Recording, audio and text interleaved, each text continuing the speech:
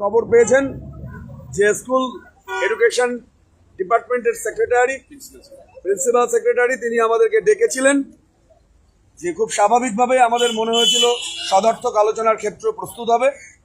সেই জায়গা বা সেই ক্ষেত্র থেকে আমরা কি পেলাম সেটা আমরা বিস্তারিত বলবার জন্য দেবশ্রী ম্যাডামকে অনুরোধ করছি। দেবশ্রী ম্যাডাম, আপনি বলুন।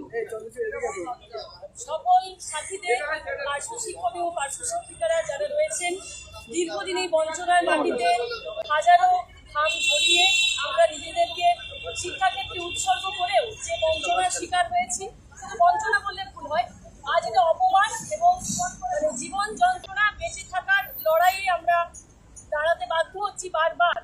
সেই জায়গায় দাঁড়িয়ে আমরা সকল পার্শ্ব শিক্ষক পার্শ্ব শিক্ষিকাদের আন্দোলনের ডাক দিচ্ছি।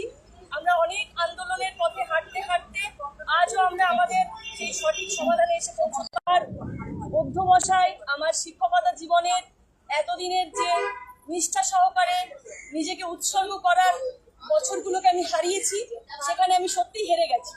কিন্তু হেরে যাওয়ার কাছে আমি মাথা নত করবো না, বা আমরা কেউই মাথা নত করবো না। আমরা প্রত্যেকেই, আমি একা নই, আমরা প্রত্যেকেই যারা পার্শ্ব শিক্ষক পার্শ্ব শিক্ষিকারা রয়েছি তারা প্রত্যেকেই অক্লান্ত পরিশ্রম করে আসছি আমাদের কর্মজীবন। তাই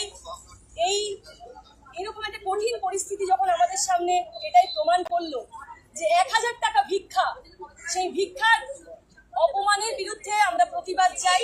শুধু মনের মধ্যে আমরা রাগ পুষে রেখে বিভিন্ন জায়গায় বিচ্ছিন্নভাবে ক্ষোভ দেখিয়ে আমরা সমাধান খুঁজে পাবো না। একটাই রাস্তা, আমাদের পথে নামতে হবে, আন্দোলনের মাটি। এই আন্দোলনের মাটিতে অনেক সুযোগ্য নেতা নেত্রী রয়েছেন যারা বিগত দিনে তাদের কর্মকুশলতার, তাদের আত্মত্যাগের পরিচয় দিয়েছেন। প্রত্যেককে আমি শ্রদ্ধা জানিয়ে বলছি, প্রত্যেকে আসুন। পার্শ্ব শিক্ষিকাদের আমি বিশেষ করে বলছি, কারণ একটি মহিলার প্রচন্ড সংগ্রাম থাকে, প্রচন্ড লড়াই থাকে, আমরা পুরুষ শাসিত সমাজে সেটা প্রত্যেকের মুখোমুখি হই। আর জীবিকার তাগিদে এবং জীবন যন্ত্রণা থেকে মুক্তির জন্য আগামী 23শে ফেব্রুয়ারি পিএনবি মোড়ে বেলা 12টার সময় সকলকে আহ্বান জানাচ্ছি। প্রত্যেকে দ্বিধা দ্বন্দ্ব কাটিয়ে আমরা একটি সমাজের অন্তর্গত, সেটি হচ্ছে প্যারা টিচার সমাজ। সেই পার্শ্ব শিক্ষক পার্শ্ব শিক্ষিকারা সবাই একত্রিত হতে চাই পিএনবি মোড়ে বেলা 12টায়।